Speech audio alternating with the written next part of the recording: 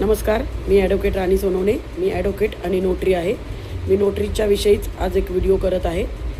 एक डॉक्युमेंट आहे तेही आपण नोटरी करू शकतो. ते म्हणजे जे आहे की ॲफिडेविट असो, डिक्लेरेशन असो किंवा ते हेडिंग कोणतंही असो.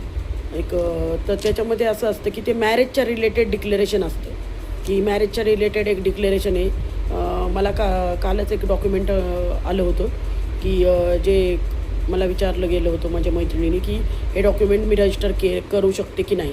तर त्या डॉक्युमेंट मी पूर्ण वाचलं. तर त्याच्यामध्ये डिक्लेरेशन असं हेडिंग होतं आणि त्या डिक्लेरेशनमध्ये असं होतं की माझं लग्न असं 2 वर्षापूर्वी झालेलं आहे आणि आम्ही दोघं इथं राहतो आहे आणि 2 वर्षापासून आम्ही राहतो आहे आणि आम्ही डिक्लेअर करतो की आमचं लग्न झालेलं आहे आणि असं आणि आता आमचं काही ऑब्जेक्शन नाही आहे. आम्ही आमच्या मर्जीने आमची मनाप्रमाणे हे लग्न केलेलं आहे. तर अशा पद्धतीने जेव्हा तुमच्याकडं ॲग्रीमेंट येतं की लग्नाच्या रिलेटेड आता 2 वर्षापूर्वी झालेलं आहे, तर 2 वर्षापूर्वी झालं आहे तरी पण ते डिक्लेअर करतायत.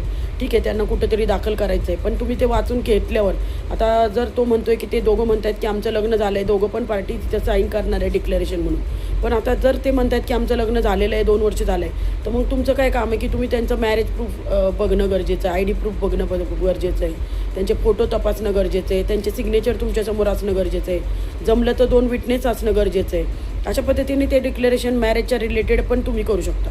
मॅरेजच्या रिलेटेड ॲफिडेविट पण आपल्याकडे येतात, तेही आपण करू शकतो की आपल्याला हे माहीतच आहे की मुलीचं वय 18 वर्ष पूर्ण झालं आणि मुलाचं 21 वर्ष पूर्ण झालं तर कायद्याप्रमाणे ते लग्न करू शकतात. बरेचदा इंटरकास्ट मॅरेज असतं किंवा त्यांनी पळून जाऊन केलेलं असतं किंवा प्रेमविवाह असतो, तेव्हा ते सज्ञान असतात मुलगा आणि मुलगी आणि ते आईवडिलांना न विचारता किंवा आईवडिलांच्या विरोधात जाऊन लग्न करणार असेल तेव्हा पण ते नोटरी करायला आपल्याकडे येतात. कारण त्यांना जिथं लग्न करायचं असतं, समजा आता पुण्यामध्ये आळंदीला लग्न करतात, मग आळंदीला किंवा इतर कुठं जर लग्न करणार असेल तर बऱ्याच ठिकाणी त्यांना ते ॲफिडेविट मागितलं जातं की तुम्ही ॲफिडेविट लिहून आणा की आम्ही आमचं लग्न जे आहे आम्ही आमच्या मर्जीने करतो आहे. जास्त करून मुलीचे ॲफिडेविट घेतात मुलं की त्या मुलांना लग्न करायचं असतं मुलीबरोबर आणि ते तर सज्ञान असतात आणि मुलगी पण सज्ञान असती.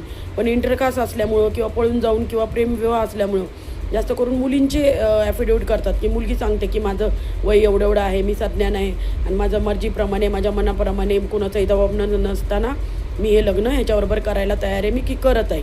तर तेव्हा पण तुमच्यासमोर जेव्हा मुलगी येते, कारण माझ्यासमोर एकदा असंच झालं होतं की ते इंटरकास्ट होतं आणि त्यांचा घरातून विरोध होता आणि ते एका वकिलाच्या मार्फतच माझ्याकडे डॉक्युमेंट आलं होतं. त्याच्यामध्ये सगळं लिहिलं होतं आणि त्याच्यामध्ये त्या नवऱ्याच्या विरुद्ध एक क्रिमिनल कंप्लेंट दाखल झाली होती पोक्सोच्या अंतर्गत. पोक्सोच्या अंतर्गत केस झाली होती की हिला त्यांनी पळवून नेलेलं आहे. मग हे काही दिवस बाहेर राहिले आणि 18 वर्ष पूर्ण झाल्यावर नंतर मग ती मुलगी येऊन तिने ते जबाब दिला की मी असं गेले होते 6 महिन्यापूर्वी